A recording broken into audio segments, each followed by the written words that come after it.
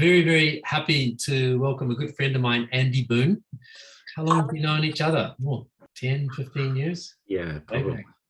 Yeah, it's been a while. We kind of meet once a year at conferences and then just meet online between. Andy is great because every time I ask volunteers for something, he always comes up first. His name always pops up first. I'm always very grateful for that.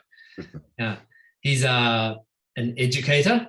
He's an author. This is actually his book behind me, Zombies in Tokyo. And he's a musician as well. On Facebook, he's always singing songs to us, and he's got a wonderful voice. So I always enjoy those sessions with you. And so we're very happy to have you with us today, Andy. And I'll pass you on and leave you to it. All right. Well, thank you very much for the introduction. And if I run out of material, my guitar is just behind my shoulder there. Yeah. So I can always just before we start, it would be really nice if some of you put your videos on so that we can actually see real people.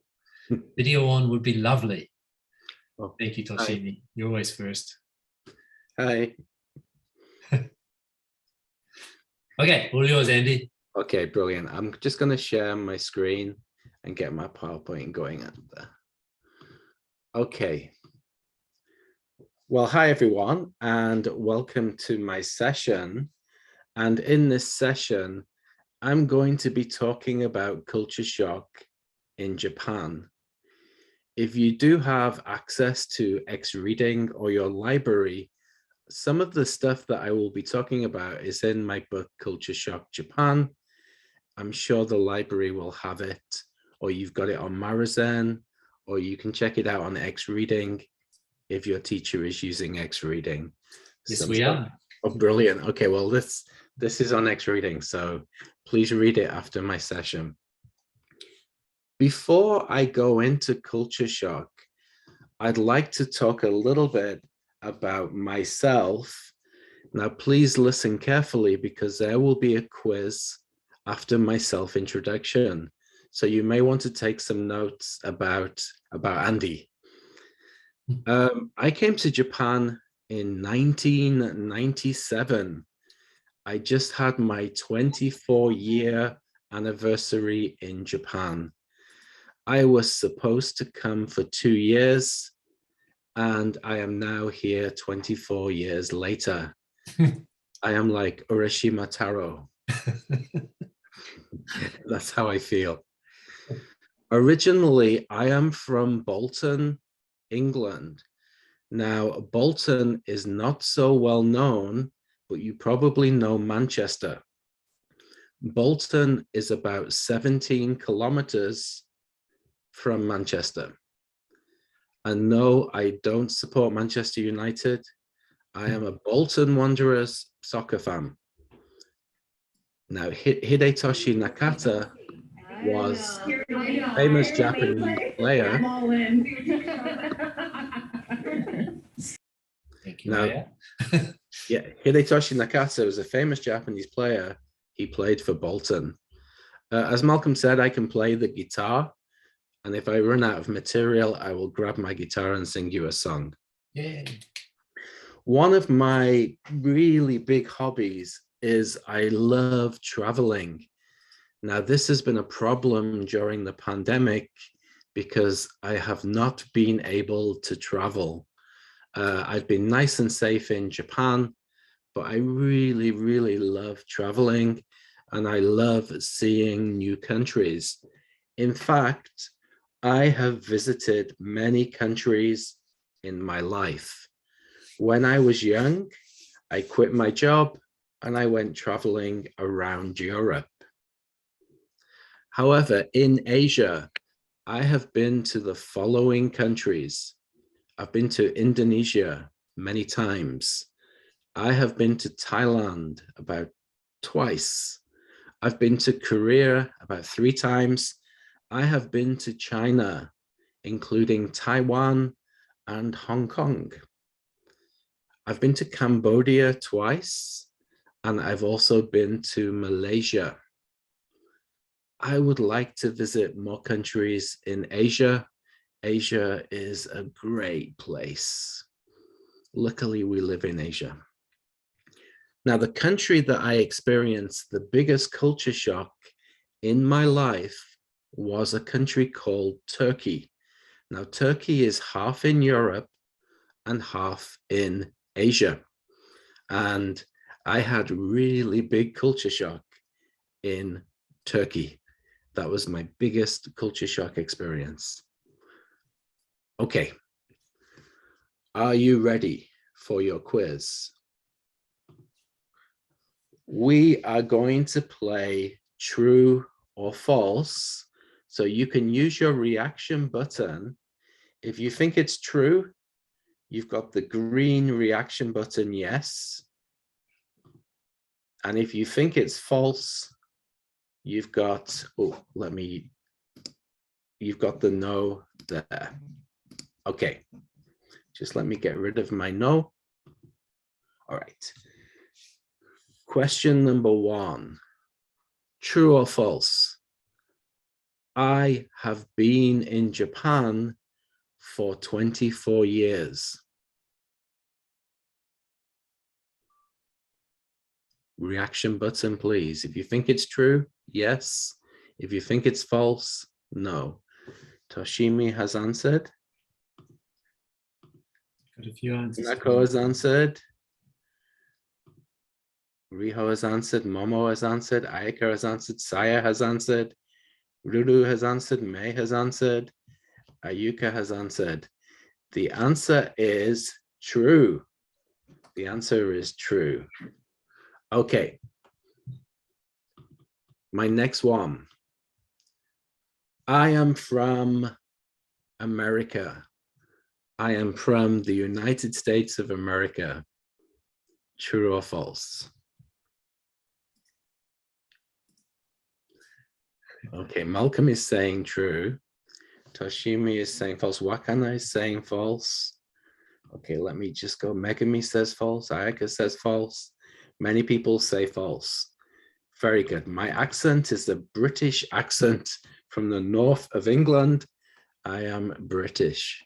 Okay, number 3. I love traveling.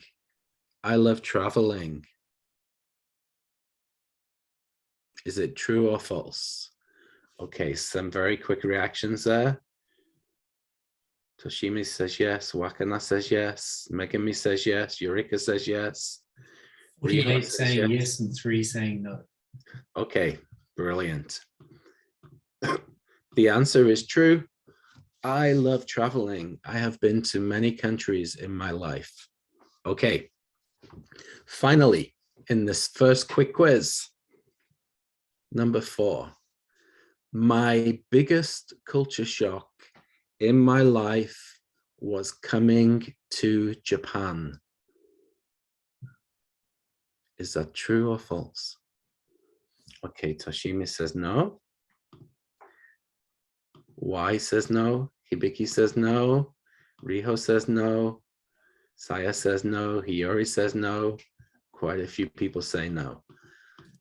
Absolutely. My biggest culture shock was going to Turkey. I took a bus from Greece to Turkey. It took many hours to get there. And when I arrived in Turkey, I got off the bus and many people said, "You come with me, you stay in my hotel, you come with me, you come with me now."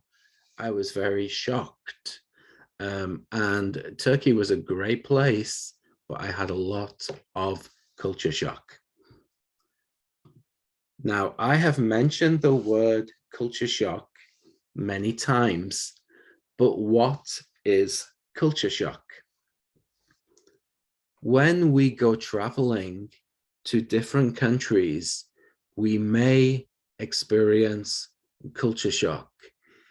It's a surprise when things are different from our own country. So if you are from Japan and you visit, say, America, maybe you are very surprised at how different everything is. And that difference is culture shock. Now, culture shock has 4 steps that I am going to explain. When you first go to a new country, everything is new. So everything is really exciting.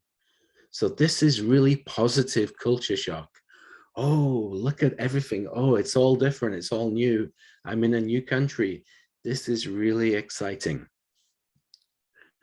Step 2, when you stay in the country for a longer time, you may begin to miss home. You may want to go back to Japan. Maybe the language is difficult. Maybe the food is different and you miss Japanese food, especially the rice. You begin to miss your friends. You begin to miss your family. I want to go home is step 2. Now, the longer you stay in a foreign country, and I have been in Japan for 24 years, this culture shock begins to get normal and everything feels okay. Maybe you learn the language. Maybe you make some friends in the foreign country. Maybe you get used to the food. You get used to shopping. You get used to things. So everything becomes okay. Step 4 is going back home. And going back home, we can have something called reverse culture shock. Reverse culture shock. For example, when I go back to England, I am so used to living in Japan that I get really shocked in England. On the train in England, people speak in a loud voice. They use their smartphones and they talk. And I am used to Japan and I am sat there going, this is shocking. Why are you so loud on the train? So you can get reverse culture shock. Now, I liken culture shock to canned coffee. Here in this picture, you can see UCC blended coffee. So when I first came to Japan, I was really excited. In a vending machine, in a machine that sells coffee, you have coffee in cans. This was amazing for me because in England, there is no coffee in a can. But then I began to hate coffee in a can. It's so sweet. There's too much sugar. Every time I buy a coffee, it's too sweet. I buy the wrong coffee. Step 3, then everything is okay. I learned to buy the coffee with no sugar. It's the black one. Boss Black, no sugar. And then when I go home to England, I am really sad. There is no coffee in a can. So coffee in a can is like culture shock. Excited, wow, there's coffee in a can. I hate coffee in a can. I love coffee in a can. Go back home. Where is coffee in a can? Everybody okay with culture shock? Okay. So let's do our quick quiz. Can you remember the 4 steps of culture shock? You can use the chat function if you want to type your answer. What is step 1? Do you remember?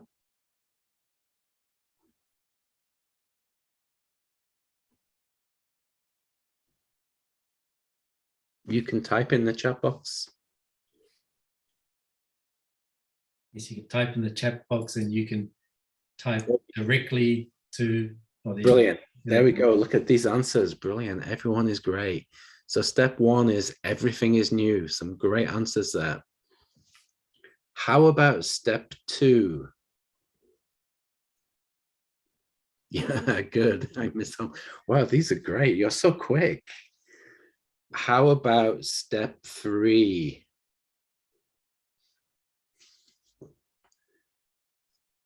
Everything is okay. Yeah, very good.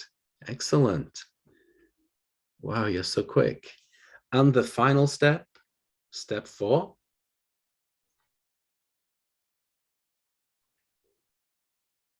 Okay, yeah, excellent. Going back home. So maybe that's a really good job. Maybe if you go to study abroad, whether it's in Australia or in Britain or in Canada or in America, you will have this experience of everything is new. I miss home. Everything is okay. And going back home, when you come back to Japan, things will be different. Travel changes you. It really does. But it changes you for the better. You can learn from traveling. We learn lots of things by traveling. So now I'm going to explain some stories of my culture shock and my friend's culture shock coming to Japan. So this is Culture Shock Japan. And the first story that I'd like to tell you is about shoes. Now, in Japanese culture, it is essential you have to take off your shoes. And in the picture, we have the genkan, which is the entrance, and you can see that the shoes are nicely put in the entrance or the genkan. So this person has done wonderful. They've done a wonderful job putting their shoes there. But in my country, you do not need to take off your shoes when you go into the house. Some families will say, please take off your shoes. And some families will say, hey, don't worry about taking off your shoes. You can walk everywhere with your shoes. So when I first came to Japan, I tried very hard not to make any mistakes. But one time I went to a restaurant, and the restaurant had a similar entrance here, a raised entrance like this, and there was a place to put your shoes here. The shoe locker was here, and the entrance was here. So I believed I could walk on here with my shoes to put them in the shoe locker, but in the restaurant, there was no shoes. However, I made a mistake. You're supposed to take your shoes off here and carry them to the shoe locker and put them in the shoe locker. I didn't know. So I stood on here, and Master-san of the restaurant said, excuse me, no shoes. But he was very kind, and he was very kind to me. I used to go to the restaurant very often. He was very kind to me, and he wasn't angry. But my friend, oh, hang on. But my friend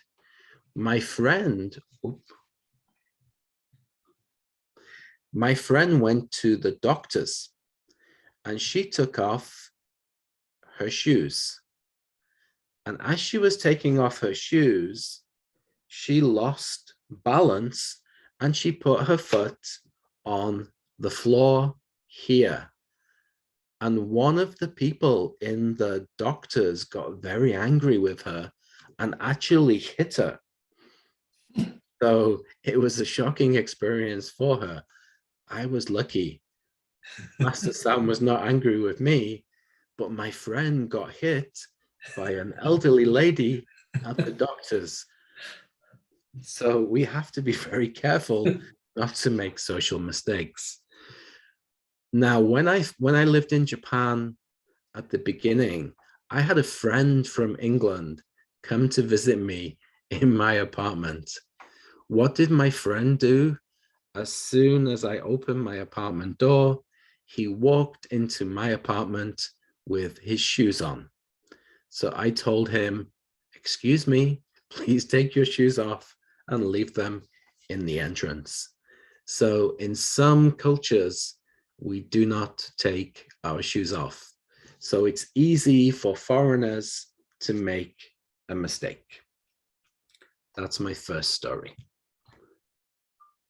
Been there, done that. Okay. The next one is about time, and time is different in every culture.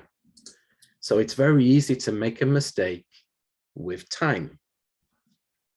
For example, in Japan, the trains are on time. If the train leaves the station at 7 o'clock, if you get there at 7:01, you have missed the train. In England, if the train leaves at 7 o'clock and you get there at 7:01, 7:02, 7:03, 7:04, 7:05, probably you're okay because the trains are always late. In Japan, if the train is late, the driver apologizes, which is a big shock for people in different countries. Wow, Japan is so polite. That's what they think. Now, my first experience of culture shock, when I first came to Japan, I worked at an Eikaiwa conversation school. And I invited my students to my apartment for a Christmas party. I told my friends, please come to my apartment at 8 o'clock. At 8 o'clock, I was still cleaning my apartment because in British culture, you do not go to a party on time. If the person says 8 o'clock, you go at 8:10, 8:15, 8:30, you don't arrive at 8 o'clock.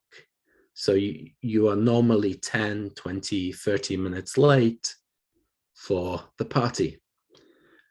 At 8 o'clock, exactly 8 o'clock, my Japanese friends rang my doorbell.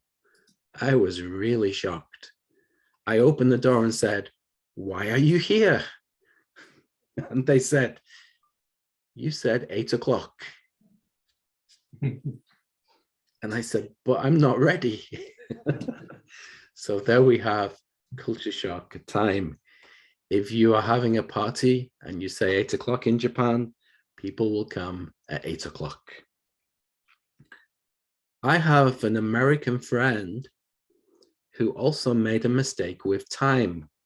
Her son played basketball at elementary school or junior high school, and the basketball practice would start at 6:30. So she drove her son by car to the baseball practice at 6:25. 6:25, 5 minutes early.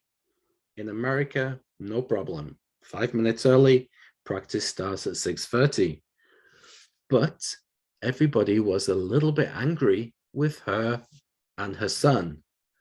The reason, before practice, they do a lot of cleaning. And she didn't know. So every time her son missed the cleaning, and his teammates were very angry with him. So time is very important, and time is different in different cultures. Now, let's move to some more serious social mistakes, and that is buying the wrong thing. When I first came to Japan, I used to go to the supermarket, and of course, everything is in kanji.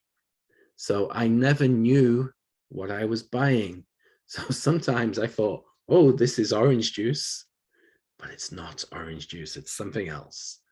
So shopping can be very stressful when you first come to Japan, if you're a foreigner. Now, I'm going to tell you two true stories. One is my story, and one is a Canadian friend. at the Eikaiwa, our managers used to leave very often. So they would leave and go and work at a different Eikaiwa. So my manager was leaving her job and I wanted to be nice. So I bought her some flowers from the flower shop. And I took the flowers to her and I thanked her for her job. Thank you for your hard work. Good luck with your new job. Here are some flowers. But she was really shocked because I had bought her flowers that you take to a grave. And I didn't know this. So I bought her the flowers that you take to a grave. Just let me show you the flowers that I bought her. I bought her these flowers. I thought they were nice. And she said, "Do you want me to die?"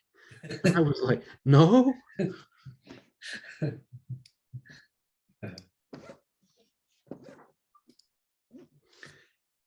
My Canadian friend wanted to send money home to Canada.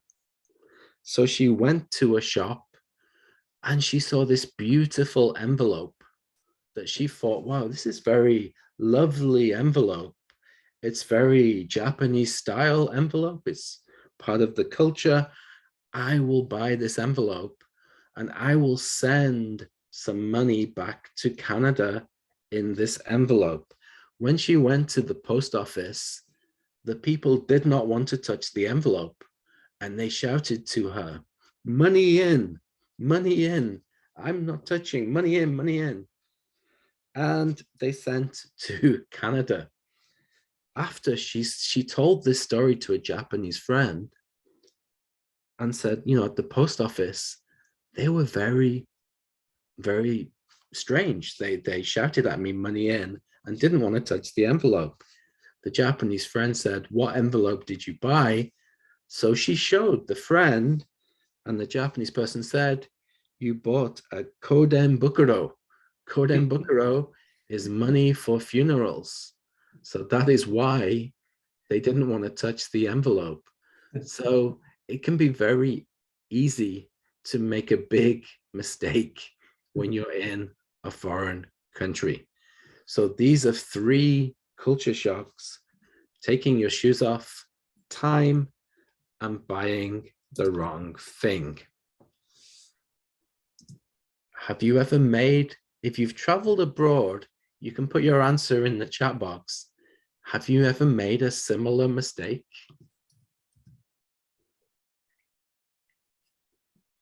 You could just answer yes or no, or you could type what happened to you.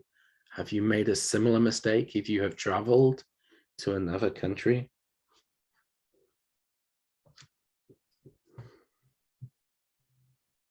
Probably a lot of these guys haven't had any chance to travel yet. Right, maybe you haven't traveled.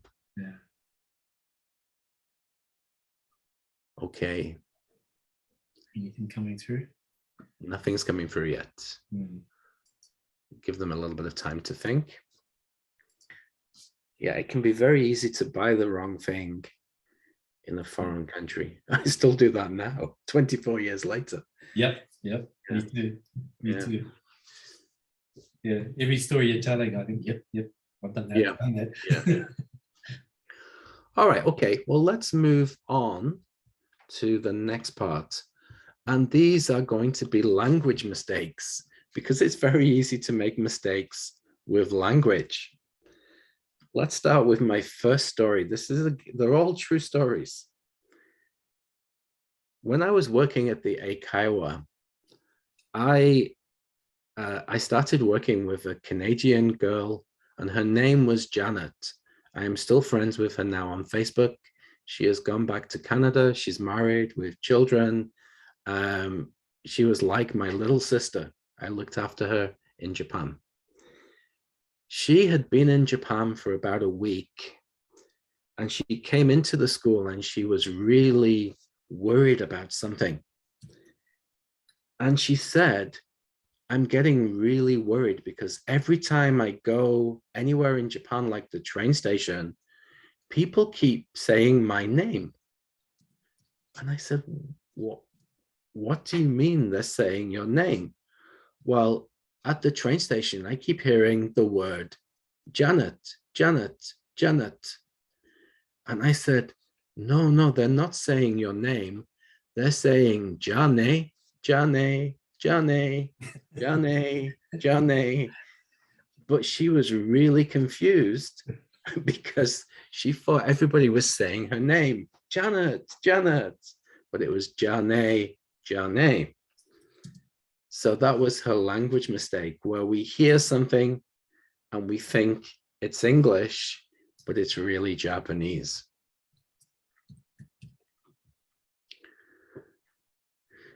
This is a story that was told to me. I hope it's a true story because it's a great story, but it was told to me by somebody many years ago. There was a foreign man, and he wanted to marry his Japanese girlfriend. Very romantic. So in his culture and also in Japanese culture, it's very important to ask permission to marry. So what you have to do, you have to go and talk to your girlfriend's father and ask permission to marry. So he went to the house and he sat down and he said to the Japanese father, "Can I marry your daughter?" And the Japanese father started to hold his head. Ooh, ooh, ooh.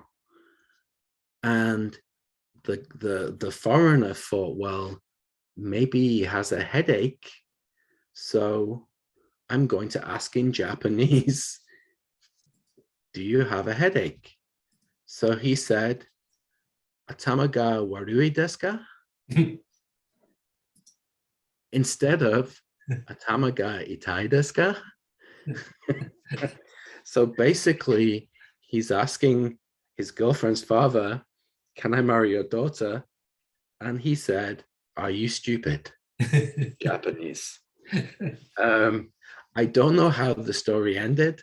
I hope they got married. But that's a good example of making a mistake when you think you know the language, but you make the mistake because atamaga warui bad.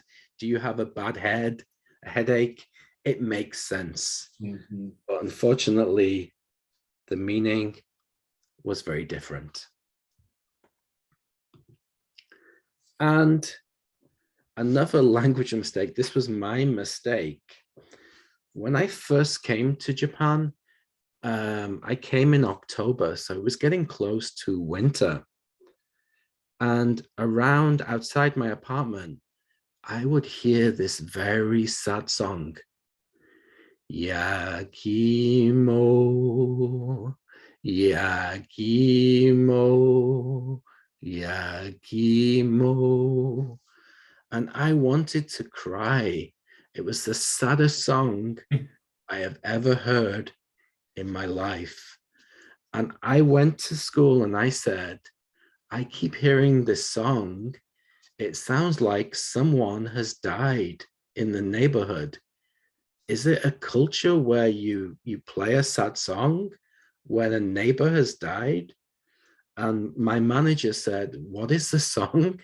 And I said, Yakimo, Yakimo. And she said, no, that's not a funeral song. That is somebody selling sweet potato, baked sweet potato. So Yakimo is a baked sweet potato. So I was really surprised because it sounded like a really, really sad song. Yakimo, please buy my Yakimo. I am very sad. Yakimo. It was really still the saddest song that I've ever heard. But very nice. I do like Yakimo. Me too, with butter. Okay, so we have 3 mistakes. I'd like you to think which was the funniest mistake. Was it Jane? Was it Atamaga warui desu ka? Or was it yakimo? So in the chat box, you can choose, is it A, B, or C? Which do you think is the funniest mistake? I'll just give you a few moments to vote. Okay, everyone's going yakimo. Some are A, some are B. Okay, that is very interesting. Yeah. I had a similar thing with the ramen truck, Right. and Yeah. I thought it was some local shrine doing a call to prayer. Yeah. Yeah. Actually, that was another of my culture shocks in Turkey, the call to prayer. My first time in an Islamic country. Right. Just beautiful, it's beautiful sound. It really is nice. But at 5 o'clock in the morning, I was like, what's this sound? What's going on here? Okay, someone has chosen for D. D is the story that we haven't told. So maybe that's good. Okay, see, that's it. So Yakimo, I think Yakimo wins. Yeah. Although, yeah, some like the Jane. Yeah. Actually, my name is Boon. My family name is Boon. And when I went to Malaysia, it's used in Thailand and it's used in Chinese as well, and it can be part of someone's first name or family name.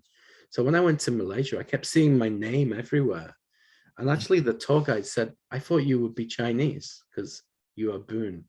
So interesting, the language can do that. Okay, let's move on. All right, so moving on to food. Now, food, of course, will give people culture shock. Every culture has its different food.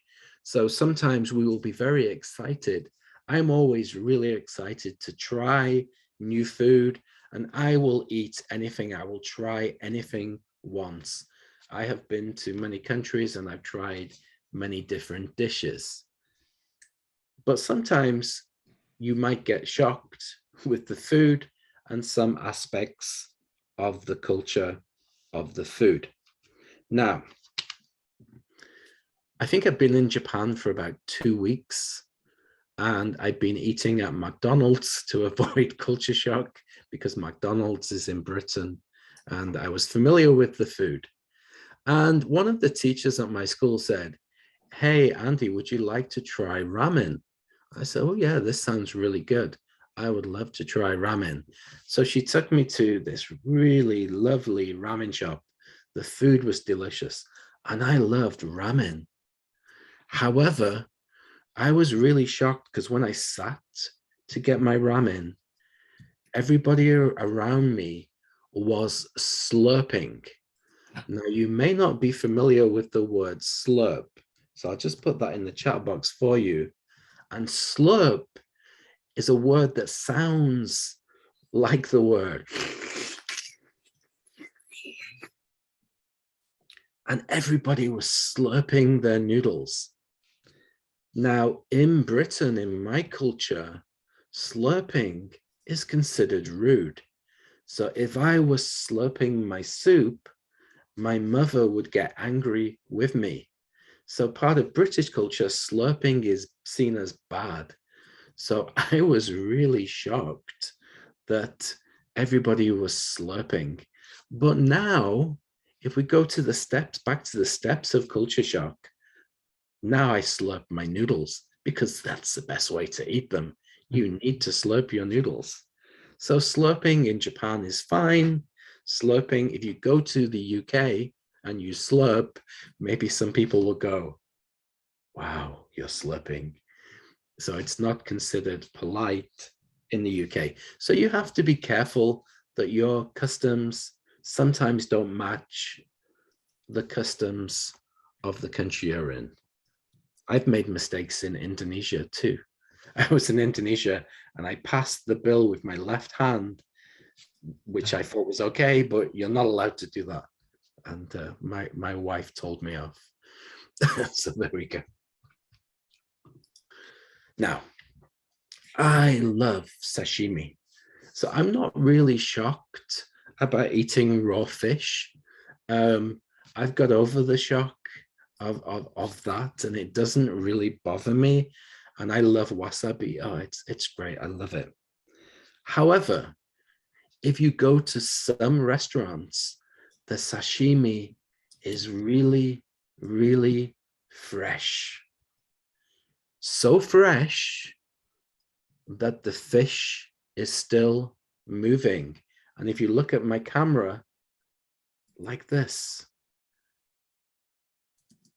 So one time I ordered sashimi, and they brought the sashimi to the table, and suddenly the fish started moving. And I was really shocked. Is this still alive? But I still ate the sashimi. It was delicious. So I had two female British friends come to stay with me in Japan. And I thought, this is going to be great. Let's order sashimi to get their reaction. So we went to the same restaurant and I ordered sashimi. Oh, you've got to try sashimi. And they brought this platter of sashimi to the table. And I waited and I waited. And suddenly the fish moved. And the two of my friends went, ah! And I was really happy. I was really happy to give them that culture shock. Once again, this is a true story. Now, you may be very confused why I have a picture of deer and food. Many years ago, I think it was the year 2000, so we're talking 21 years ago, my parents came to stay in Japan, and we traveled around Japan, and we went to Kyoto and we went to Nara. Now, Nara is famous for deer. There are deer everywhere in the park, and we were enjoying sightseeing, but I was a little bit hungry. I got a little bit hungry, and in the park, I saw a store and I could read the Japanese senbei. And I said to my parents, "Ooh, senbei. I love senbei and I'm really hungry. So I'm going to buy some senbei." So I bought the senbei and I started to eat the senbei. Suddenly my mum said, stop eating. Why? And she showed me and pointed to people feeding senbei to the deer. So I had bought shika senbei and I ate shika senbei. True story. Did it taste okay? Yeah, it was okay actually. Yeah. So I liked it. It was really, really good. But there we go. So, you know, it can be very confusing about the food. Maybe you can eat the wrong thing, but it's also very exciting, I think. One point about traveling is you get to eat lots of different food.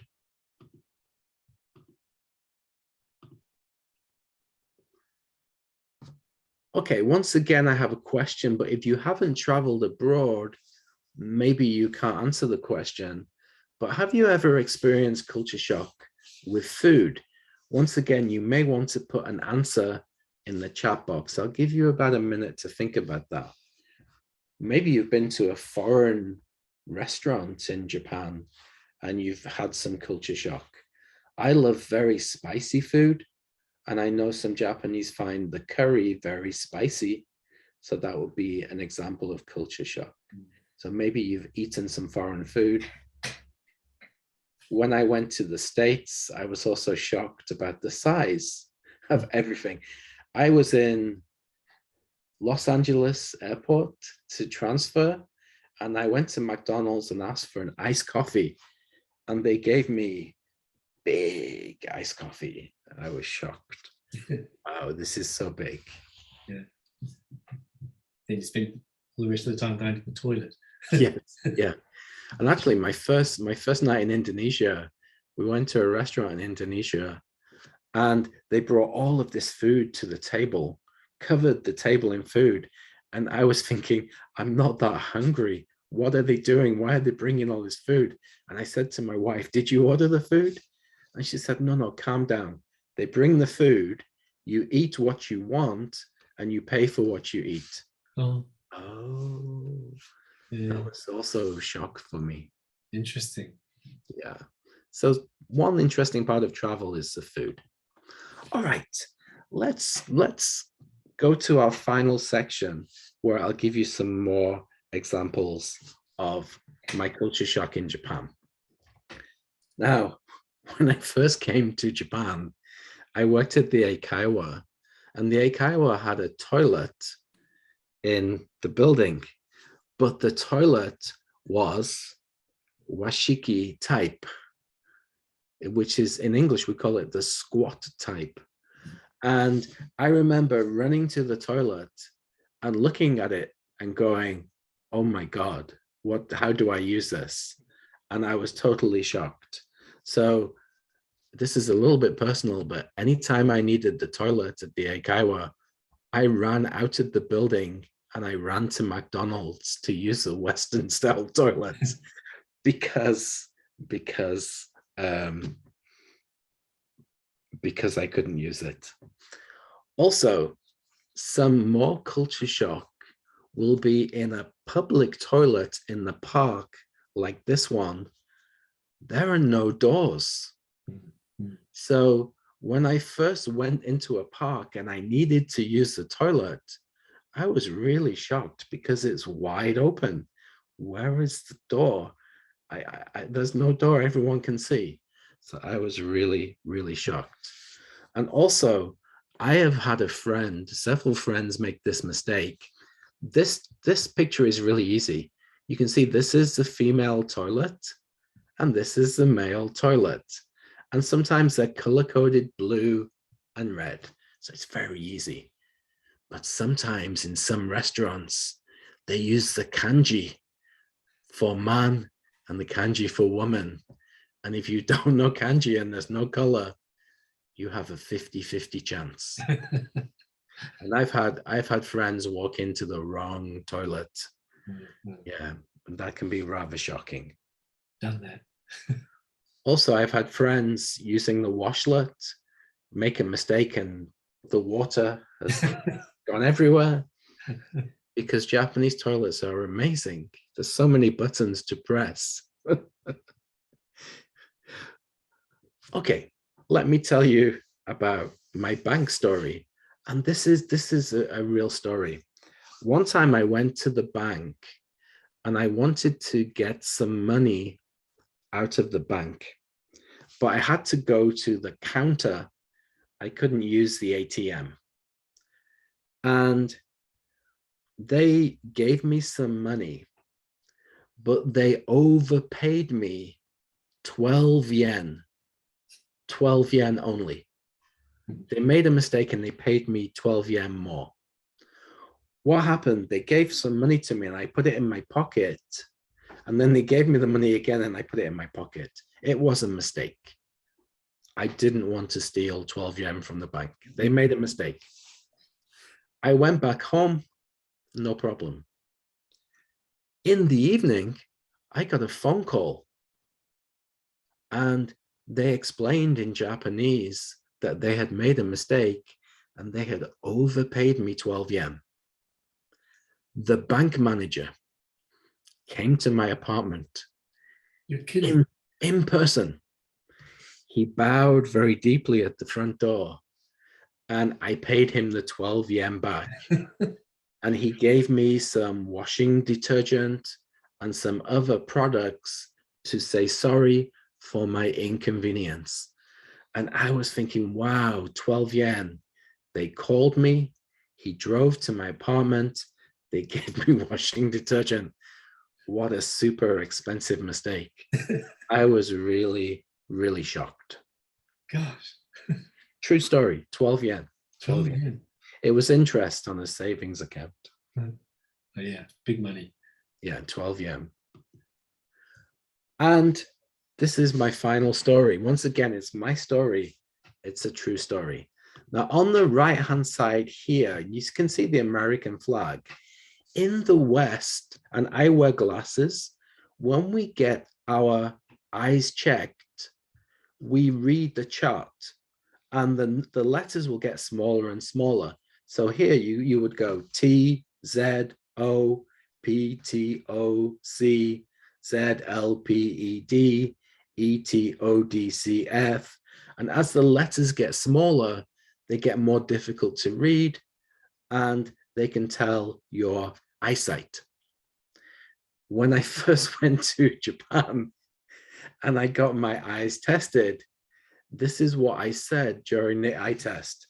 C, C, C, C, C, C, C, C, C, C, C, C, C, C, C, C, C. They're all C, and they looked at me very strangely. But for me, this was the letter C, the letter C. I didn't realize you had to say up, down, left, right. What do you say for the diagonal ones? Yeah, I just said C. They're all C's. They're all C's in different directions. So that was my culture shock at the eye doctor. So, you know, these are some other stories that you will find in culture shock in Japan. And there are so many stories that I have in the 24 years. And I probably still experience culture shock today a little bit, but I'm very used to living in Japan, so it's not so much of a problem for me. Okay, so once again, I'd like you to vote in the chat box. You've listened to 3 stories. You've got the toilet story, you've got the bank story, and you've got the eye doctor story. So the toilet story is about using the washiki.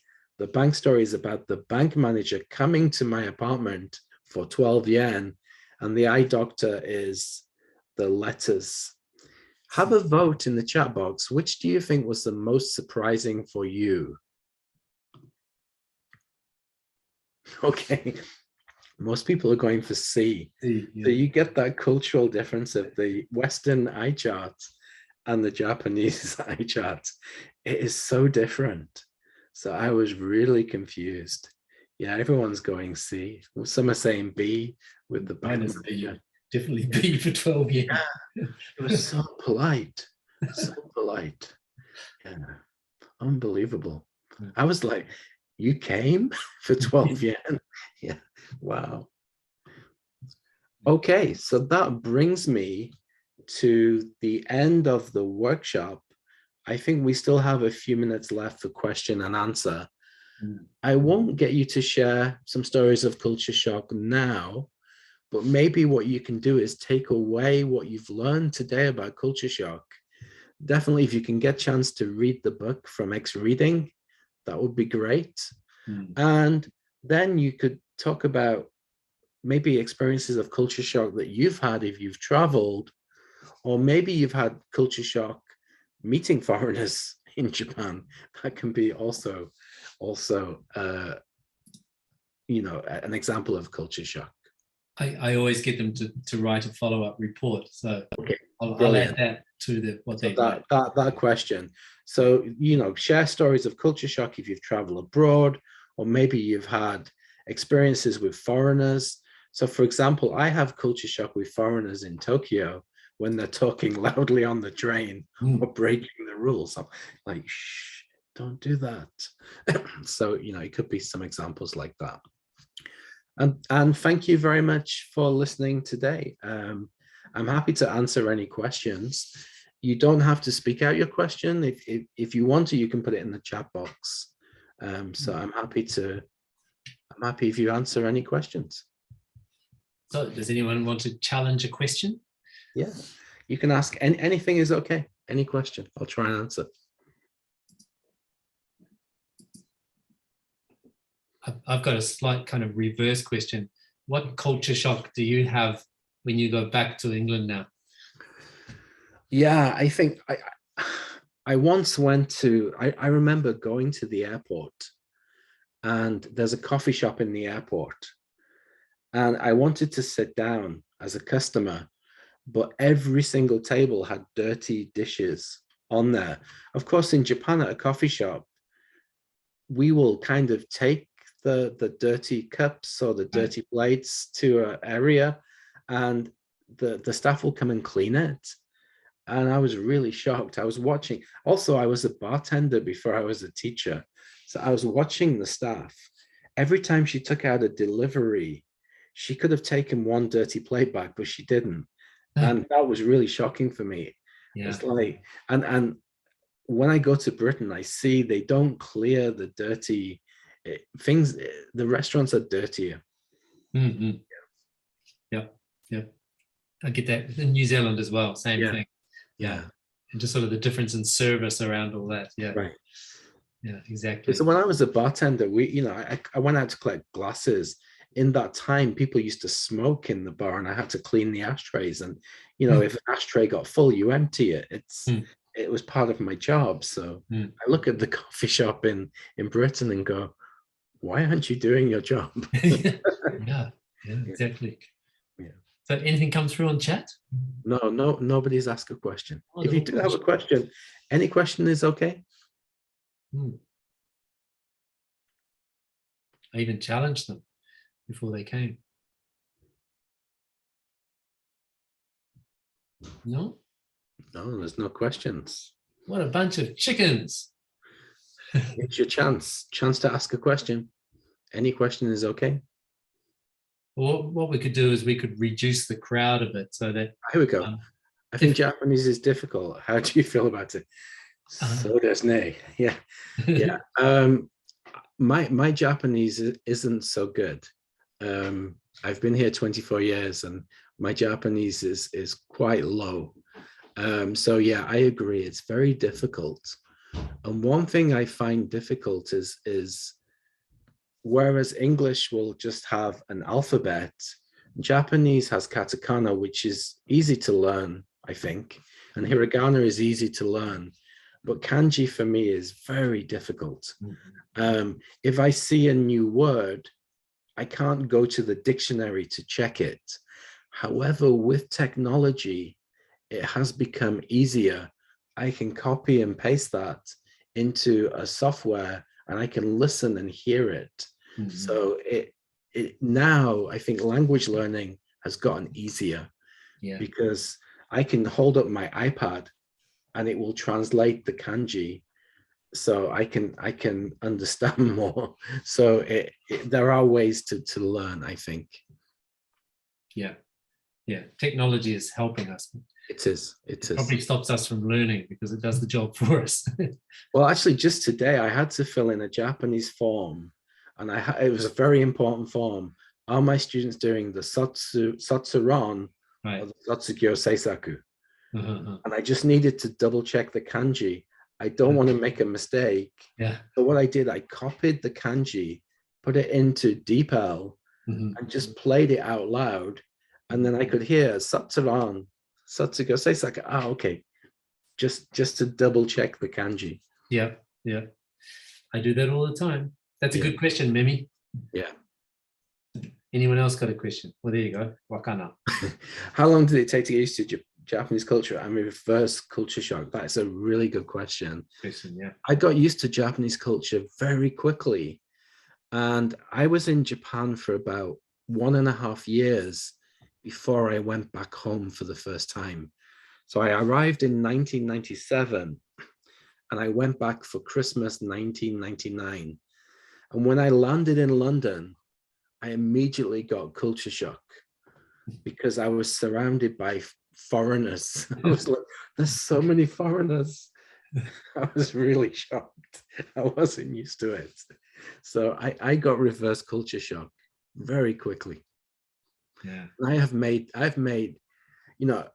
so many mistakes. I remember getting a taxi in Birmingham, and I got in the taxi and I sat there and he said, "Are you going to close the door?" and I said, "Close it. Oh, it's not automatic." And he looks at me. I had to explain I live in Tokyo. They have automatic doors. So yeah, I get, and also when I'm in my hometown and I don't understand the money, it's really embarrassing. So when I go to a store, I'm like, what's this? I don't understand the coins. Yeah, I know. I have the So same thing. yeah, I end up with a big bundle of coins because I just give up on them. yeah. Just keep handing out paper notes. At one time in the store, I just went, please. they Help yourself. they counted the money. They counted the money. Yeah. Yeah. It's a great question. Thank you, Wakanda. Any other questions? Well, there you go. Do you think culture shock a good experience? Some culture shock is great experience. Culture shock can be negative, it can be funny, or it can be positive.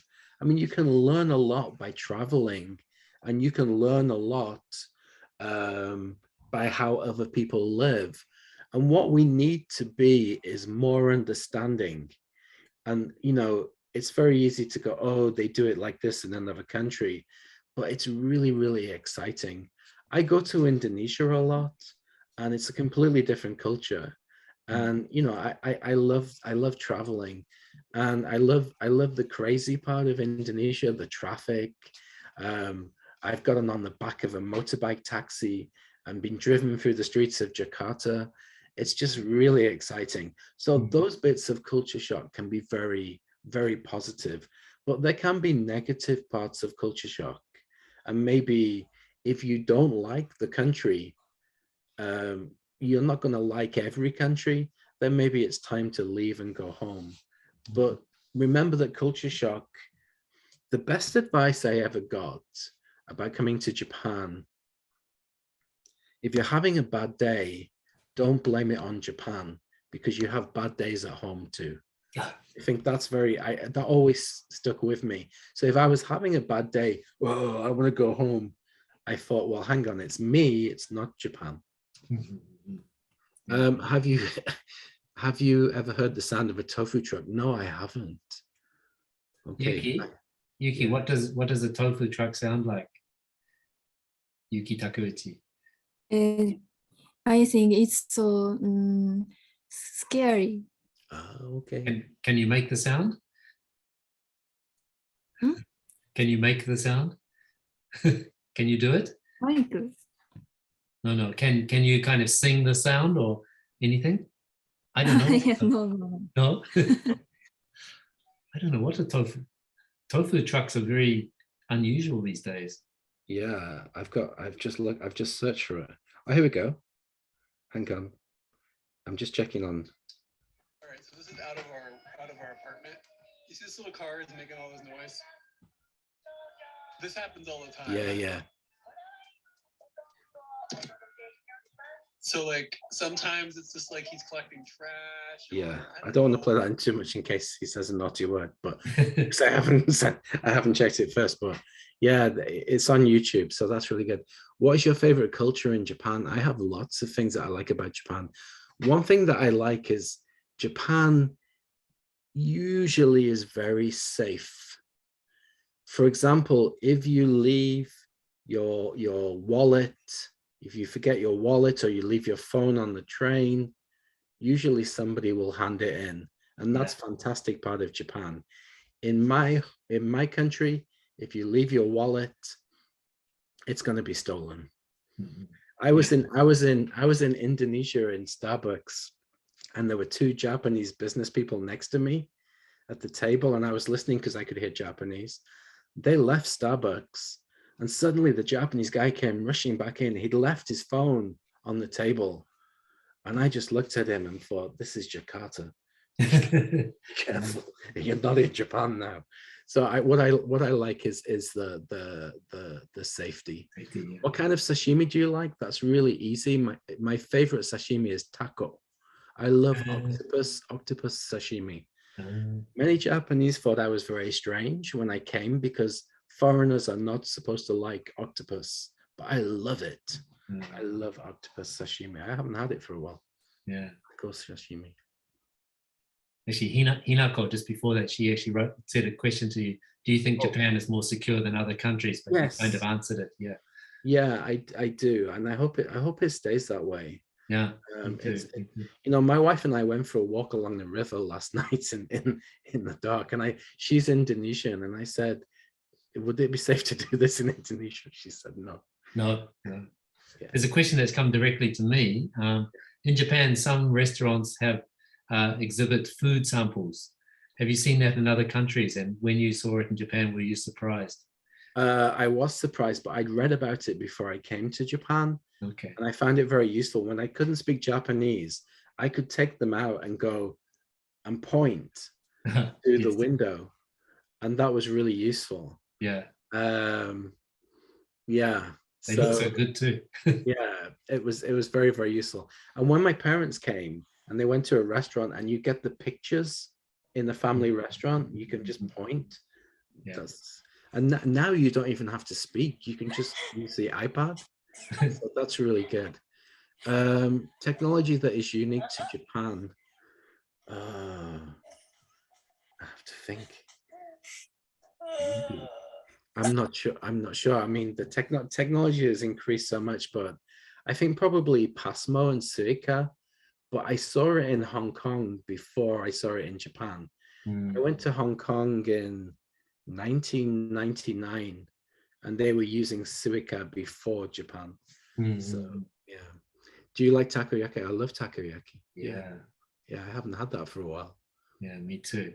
I had it on Sunday. It was really good. Yeah, I do like it. Yeah. Great questions. Okay, it looks like we've dried up. In none coming to you directly. Okay, well, that's probably quite a good time to kind of finish